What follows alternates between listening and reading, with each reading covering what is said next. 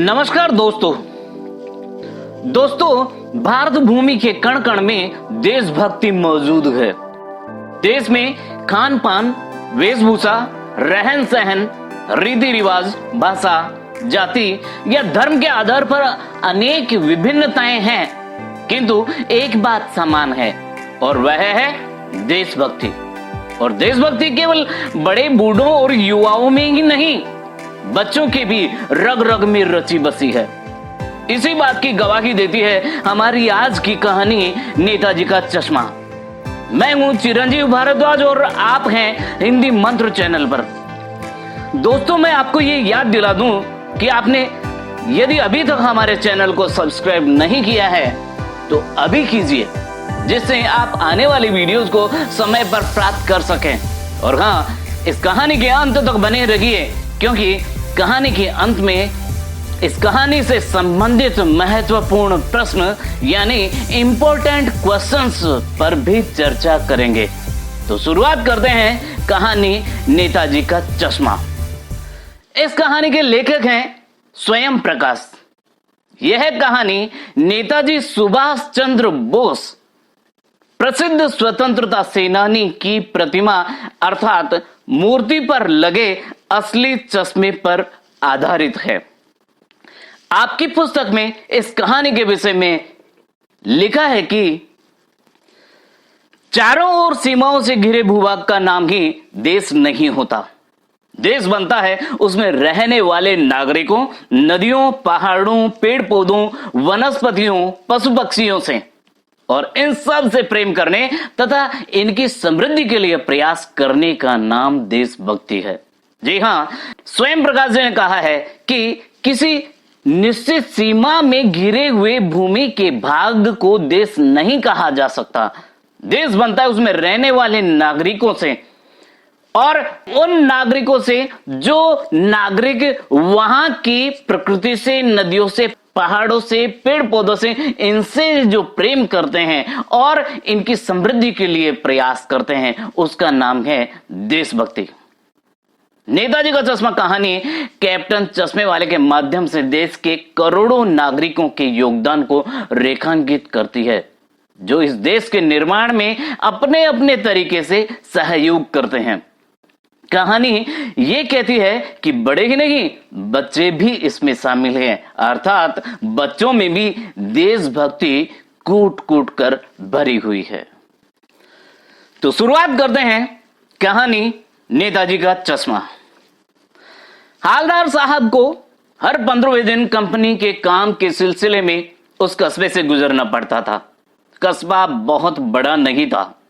यहां कोई हालदार साहब हैं जो किसी कंपनी में काम करते हैं और कंपनी में किसी अच्छी पोस्ट पर विराजमान में, अर्थात किसी अच्छी पोस्ट पर काम करते हैं, और वे काम के सिलसिले में एक कस्बे से गुजरते हैं। कस्बा गांव से बड़ा होता है और शहर से छोटा होता है। उस कस्बे के बारे में लेखक कहते हैं कि जिसे पक्का मकान कहा जा सके वैसे कुछ ही मकान, और जिसे बाजार कहा जा सके वैसा एक ही बाजार था।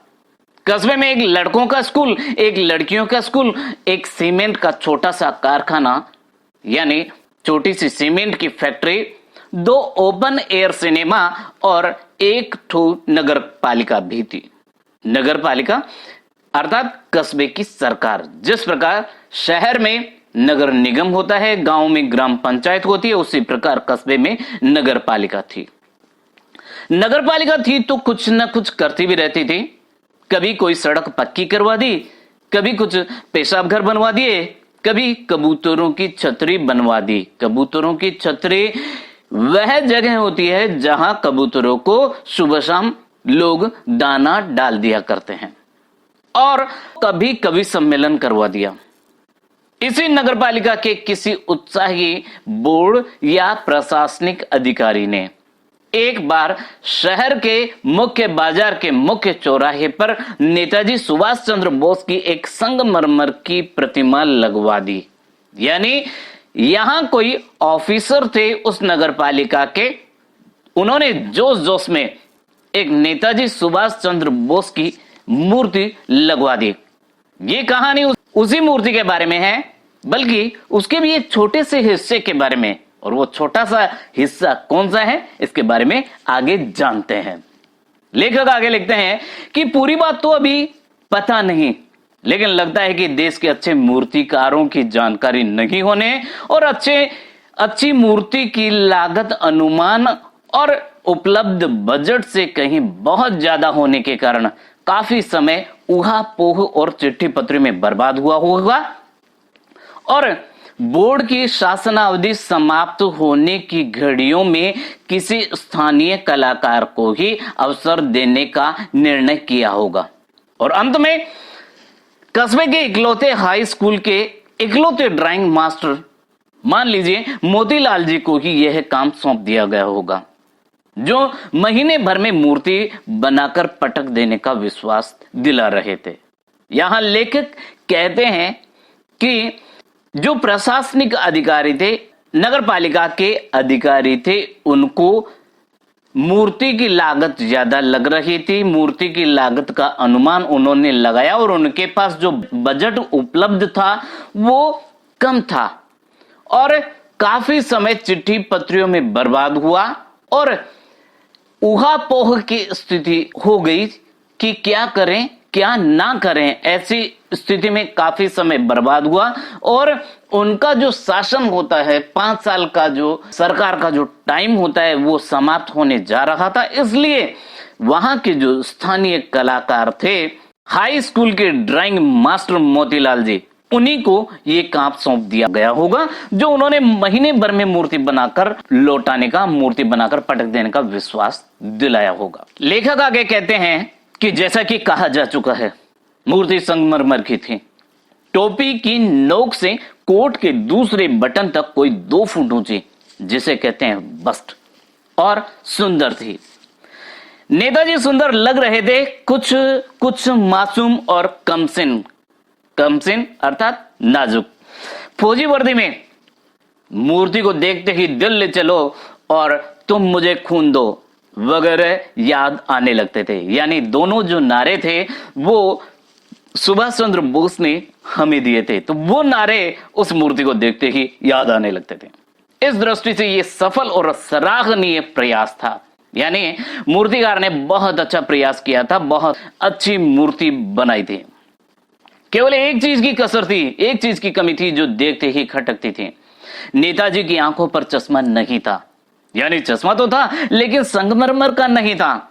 एक सामान्य और सचमुच के चश्मे का चौड़ा काला फ्रेम मूर्ति को पहना दिया गया था। हालदार साहब जब पहली बार इस कस्बे से गुजरे और चौराहे पर पान खाने रुके, तभी उन्होंने लक्षित किया, अर्थात तभी उनका ध्यान उसकी तरफ गया और उनके चेहरे पर एक कौतुक भरी, जिज्ञासा भरी मुस्कान फैल गई। वाह भाई, यह आइडिया भी ठीक है। मूर्ति पत्थर की, लेकिन चश्मा रियल। जीप कस्बा छोड़कर आगे बढ़ गई। तब भी हालदार साहब इस मूर्ति के बारे में ही सोचते रहे और अंत में इस निष्कर्ष पर पहुंचे कि कुल मिलाकर कस्बे के नागरिकों का यह प्रयास सराहनीय ही कहा जाना चाहिए। महत्व मूर्ति के रंग रूप या कद का नहीं, उस भावना का है, वरन तो देशभक्ति भी आजकल मजाक की चीज होती जा रही है। यहां लेखक बहुत बड़ी बात कह गए हैं कि मूर्ति कैसी बनी है, मूर्ति का रंग रूप कैसा है, मूर्ति का कद कितना है। इस बात पर ध्यान न दे करके इस बात पर ध्यान दिया जाना चाहिए कि उस कौन सी भावना से मूर्ति बनवाई गई है, अर्थात लोगों में देशभक्ति की भावना मौजूद है। वरना आजकल देशभक्ति मजाक की चीज होती जा रही है, अर्थात लोग देशभक्ति के नाम पर मजाक उड़ाते हैं। आगे लिखा है कि दूसरी बार जब हालदार साहब उधर से गुजरे तो उन्हें मूर्ति में कुछ अंतर दिखाई दिया। ध्यान से देखा तो पाया कि चश्मा दूसरा है। पहले मोटे फ्रेम वाला चौकोर चश्मा था, अब तार के फ्रेम वाला गोल चश्मा है। हालदार साहब का कौतुक और बढ़ा, अर्थात उनके जानने की इच्छा और भी बढ़ गई। वाह भाई, क्या आइडिया है। मूर्ति कपड़े नहीं बदल सकती, लेकिन चश्मा तो बदल ही सकती है। तीसरी बार फिर नया चश्मा था। हालदार साहब की आदत पड़ गई, हर बार कस्बे से गुजरते समय चौराहे पर रुकना, पान खाना और मूर्ति को ध्यान से देखना। एक बार जब कौतूहल दुर्दमनीय हो उठा, अर्थात वे अपनी जिज्ञासा को रोक नहीं सके, पान वाले से पूछ ही लिया, क्यों भाई, क्या बात है, ये तुम्हारे नेताजी का चश्मा हर बार बदल कैसे जाता है? पान वाले के खुद के मुंह में पान ठूसा हुआ था। वह एक काला, मोटा और खुश मिजाज आदमी था। खुश मिजाज अर्थात हमेशा खुश रहने वाला, हमेशा प्रसन्न रहने वाला। हवलदार साहब का प्रश्न सुनकर वह आंखों ही आंखों में हंसा। आंखों ही आंखों में हंसा मतलब वह उसके, क्योंकि उसकी मुंह में पान था, वह अपने मुंह से अपनी हंसी प्रदर्शित नहीं कर सकता था, तो हवलदार साहब ने उसकी आंखों में हंसी को महसूस किया। उसकी तोंद थिरकी, पीछे घूमकर उसने दुकान के नीचे पान थूका और अपनी लाल काली बत्ती से दिखाकर बोला, कैप्टन चश्मे वाला करता है। हवलदार साहब कुछ समझ नहीं पाए। उन्होंने पूछा, क्या करता है? पान वाले ने समझाया, चश्मा चेंज कर देता है। हवलदार साहब अब भी नहीं समझ पाए। उन्होंने पूछा, क्या मतलब, क्यों चेंज कर देता है? तब पान वाला कहता है, कोई गिराक आ गया समझो। गिराक अर्थात ग्राहक। कोई ग्राहक आ गया समझो, उसको चौड़े चौखट चाहिए, तो कैप्टन किधर से लाएगा?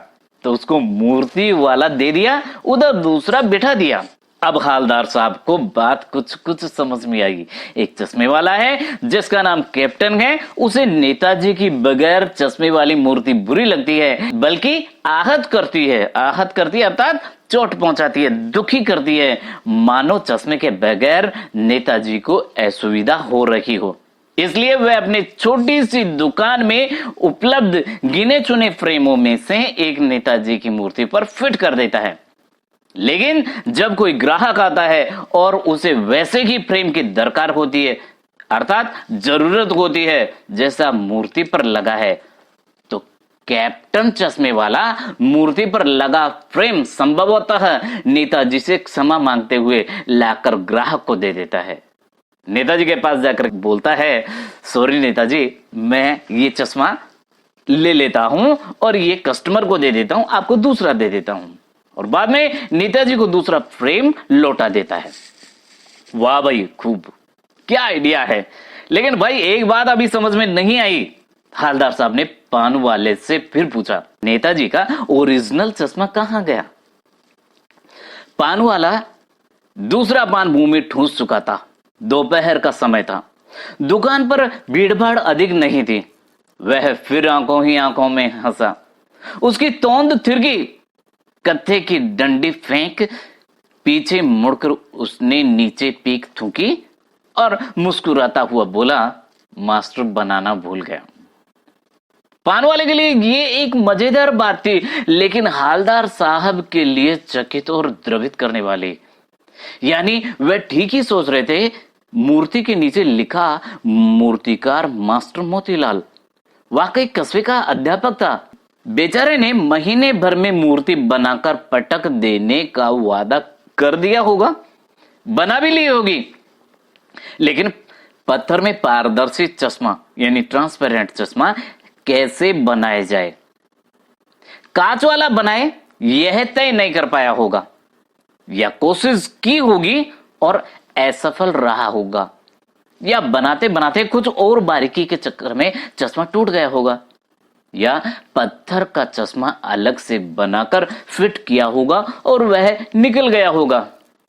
उफ, हवलदार साहब को ये सब कुछ बड़ा विचित्र और कौतुक भरा लग रहा था, बड़ा अजीब लग रहा था। इन्हीं ख्यालों में खोए खोए पान के पैसे चुकाकर चश्मे वाले की देशभक्ति के समक्ष नतमस्तक होते हुए, अपना शीश झुकाते हुए वह जीप की तरफ चले। फिर रुके, पीछे मुड़े और पान वाले के पास जाकर पूछा, क्या कैप्टन चश्मे वाला नेताजी का साथी है या आजाद हिंद फौज का भूतपूर्व सिपाही? यहां उल्लेख करें कि आजाद हिंद फौज का गठन स्वतंत्रता संग्राम के दौरान नेताजी सुभाष चंद्र बोस ने किया था। इसलिए पूछ रहे हैं लेखक कि चश्मे वाला नेताजी का साथी है या आजाद हिंद फौज का भूतपूर्व सिपाही। पान वाला नया पान खा रहा था। पान पकड़े अपने हाथ को मुंह से 1.5 इंच दूर रोककर उसने हवलदार साहब को ध्यान से देखा। फिर अपनी लाल काली बत्ती सी दिखाई और मुस्कुरा कर बोला, नहीं साहब, वो लंगड़ा क्या जाएगा फौज में, पागल है पागल। वो देखो वो आ रहा है, आप उसी से बात कर लो, फोटो वोटो छपवा दो उसका कहीं। यानी पान वाला उसका मजाक उड़ा रहा है। हालदार साहब को पान वाले द्वारा एक देशभक्त का इस तरह मजाक उड़ाया जाना अच्छा नहीं लगा। मुड़कर देखा तो अवाक रह गए, देखते रह गए। एक बेहद बूढ़ा मरियल सा लंगड़ा आदमी, सिर पर गांधी टोपी और आंखों पर काला चश्मा लगाए, एक हाथ में एक छोटी सी संदूकची अर्थात एक छोटा बक्सा, और दूसरे हाथ में एक बांस पर टके बहुत से चश्मे लिए अभी अभी एक गली से निकला था और अब एक बंद दुकान के सहारे अपना बांस टिका रहा था। तो इस बेचारे की दुकान भी नहीं, फेरी लगाता है।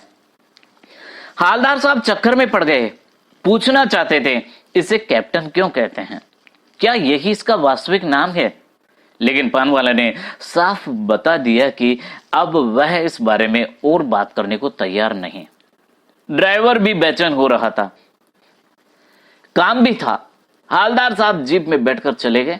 2 साल तक हालदार साहब अपने काम के सिलसिले में उस कस्बे से गुजरते रहे, नेताजी की मूर्ति में बदलते हुए चश्मों को देखते रहे। कभी गोल चश्मा होता तो कभी चौकोर, कभी लाल कभी काला, कभी धूप का चश्मा, कभी बड़े कांचों वाला गोगो चश्मा, पर कोई न कोई चश्मा होता जरूर। उस धूल भरी यात्रा में हालदार साहब को कौतुक और प्रफुल्लता यानी प्रसन्नता के कुछ क्षण देने के लिए। फिर एक बार ऐसा हुआ कि मूर्ति के चेहरे पर कोई भी कैसा भी चश्मा नहीं था। उस दिन पान की दुकान भी बंद थी, चौराहे की अधिकांश दुकानें बंद थी। अगली बार भी मूर्ति की आंखों पर चश्मा नहीं था। हालदार साहब ने पान खाया और धीरे से पान वाले से पूछा, क्यों भाई, क्या बात है, आज तुम्हारे नेताजी की आंखों पर चश्मा नहीं है? पान वाला उदास हो गया। उसने पीछे मुड़कर मुंह का पान नीचे थूका और सिर झुकाकर अपनी धोती के सिरे से आंखें पोंछता हुआ बोला, साहब कैप्टन मर गया। मतलब जो पान वाला चश्मे वाले का मजाक उड़ाता था, आज वह भी दुखी हो गया क्योंकि कैप्टन मर गया था। और कुछ नहीं पूछ पाए हालदार साहब, कुछ पल चुपचाप खड़े रहे, फिर पान के पैसे चुकाकर जीप में आ बैठे और रवाना हो गए। बार बार सोचते क्या होगा उस कौम का जो अपने देश की खातिर घर गृहस्थी जवानी जिंदगी सब कुछ होम देने वालों पर भी हंसती है और अपने लिए बिकने के मौके ढूंढती है। बहुत महत्वपूर्ण बात कही है भारत के नागरिकों के लिए कि उस कौम का, उस समाज का, उस जाति का क्या होगा जो देश की खातिर अपना जीवन न्योछावर करने वालों पर भी हंसती है और स्वयं अपने लिए बिकने के मौके ढूंढती है। अर्थात देश की एकता अखंडता तोड़ने के लिए यदि किसी को पैसा मिलता है तो वो भी स्वीकार करने के लिए तैयार है। हालदार साहब दुखी हो गए। 15 दिन बाद फिर उसी कस्बे से गुजरे। कस्बे में घुसने से पहले ही ख्याल आया कि कस्बे की हृदय स्थली में यानी कस्बे का जो सर्किल था, जो चौक था, उसमें सुभाष की प्रतिमा अवश्य ही प्रतिष्ठापित होगी, लगी हुई होगी, लेकिन सुभाष की आंखों पर चश्मा नहीं होगा क्योंकि मास्टर बनाना भूल गया और कैप्टन मर गया। सोचा आज वहां नहीं रुकेंगे, पान भी नहीं खाएंगे, मूर्ति की तरफ देखेंगे भी नहीं, सीधे निकल जाएंगे। ड्राइवर से कह दिया चौराहे पर रुकना नहीं, आज बहुत काम है, पान आगे कहीं खा लेंगे। लेकिन आदत से मजबूर आके चौराहा आते ही मूर्ति की तरफ उठ गई। कुछ ऐसा देखा कि चीखें, रोको। जीप स्पीड में थी। ड्राइवर ने जोर से ब्रेक मारे। रास्ता चलते लोग देखने लगे। जीप रुकते न रुकते हालदार साहब जीप से कूदकर तेज कदमों से मूर्ति की तरफ लपके और उसके ठीक सामने जाकर अटेंशन में खड़े हो गए। मूर्ति की आंखों पर सरकंडे से बना हुआ छोटा सा चश्मा रखा हुआ था, जैसा बच्चे बना लेते हैं। हालदार साहब भावुक हैं, इतनी सी बात पर उनकी आंखें भर आई। यानी नेताजी की आंखों पर चश्मा नहीं था, इस वजह से बच्चों ने सरकंडे का, यानी जो छप्पर बनता है उस छप्पर की जो तूलिका होती है उससे बच्चों ने चश्मा बनाया और नेताजी की आंखों पर पहना दिया। तो यही सवाल रह जाता कि हालदार साहब भावुक, इतने इमोशनल क्यों हो गए और इतनी सी बात पर उनकी आंखें क्यों भर आई। हालदार साहब ने जाना कि हमारे देश में बड़े बूढ़ों और युवाओं में तो देशभक्ति है ही, बच्चों में भी देशभक्ति कूट कूट कर भरी हुई है। तभी तो कैप्टन की मृत्यु हो जाने के बाद जब कोई नेताजी की मूर्ति पर चश्मा लगाने वाला न रहा तो बच्चों को यह बात अखरी, उन्हें लगा नेताजी को चश्मे के बिना असुविधा हो रही होगी। वे नेताजी को असली चश्मा नहीं पहना सके तो सरकंडे से एक चश्मा बनाया और नेताजी को पहना दिया। इस प्रकार बच्चों ने अपनी देशभक्ति का परिचय दिया। ये थी आज की कहानी। अंत में हम कुछ महत्वपूर्ण प्रश्नों के विषय में चर्चा करते हैं। पहला प्रश्न है, आशय स्पष्ट कीजिए। बार बार सोचते क्या होगा उस कौम का जो अपने देश के खातिर घर गृहस्थी जवानी जिंदगी सब कुछ होम देने वालों पर भी हंसती है और अपने लिए बिकने के मौके ढूंढती है। ये क्वेश्चन सीबीएसई बोर्ड की एग्जाम में 2010 में आया है। नेक्स्ट क्वेश्चन, वो लंगड़ा क्या जाएगा फौज में, पागल है पागल। कैप्टन के प्रति पान वाले की इस टिप्पणी पर अपनी प्रतिक्रिया लिखिए। ये 2010 और 2011 में लगातार आया है। अगला प्रश्न है, जब तक हालदार साहब ने कैप्टन को साक्षात देखा नहीं था तब तक उसके मानस पटल पर उसका कौन सा चित्र रहा होगा, अपनी कल्पना से लिखिए। ये क्वेश्चन 2010, 2011 और 2012 में लगातार सीबीएसई की एग्जाम में आया है। अगला प्रश्न है, सीमा पर तैनात फौजी ही देशभक्ति का परिचय नहीं देते, हम सभी दैनिक कार्यों में किसी न किसी रूप से देश प्रेम करते हैं, जैसे सार्वजनिक संपत्ति को नुकसान न पहुंचाना, पर्यावरण संरक्षण आदि। अपने जीवन जगत से जुड़े ऐसे कार्यों का उल्लेख कीजिए और उन पर अमल भी कीजिए। यह क्वेश्चन 2014 सीबीएसई के एग्जाम में आया है। यह प्रश्न थोड़ा इंपॉर्टेंट है, इसके उत्तर के विषय में भी हम चर्चा करेंगे कि सामान्य जीवन में देश प्रेम को व्यक्त करने के कई प्रकार, कई तरीके हो सकते हैं, जैसे बिजली पानी को व्यर्थ में बर्बाद न होने देना, गंदगी न फैलने देना, देशवासियों को महामारियों के विषय में सचेत करना, अपने देश की निंदा न करना तथा अपने देश के महापुरुषों का अपमान न करना भी देशभक्तिपूर्ण कार्य के अंतर्गत आते हैं। और अंतिम महत्वपूर्ण प्रश्न है, हालदार साहब हमेशा चौराहे पर रुककर नेताजी की मूर्ति को क्यों निहारते थे? यह प्रश्न सीबीएसई की एग्जाम में 2010, 11 और 2012 में लगातार आया है। तो ये थे इंपॉर्टेंट प्रश्न। उम्मीद है ये कहानी आपको जरूर पसंद आई होगी। यदि ऐसा है तो लाइक करें, शेयर करें, कमेंट करें और हाँ, सब्सक्राइब करना ना भूलें। मिलते हैं एक और कहानी के साथ, तब तक अपने स्वास्थ्य का ध्यान रखिए। जय हिंद, जय भारत।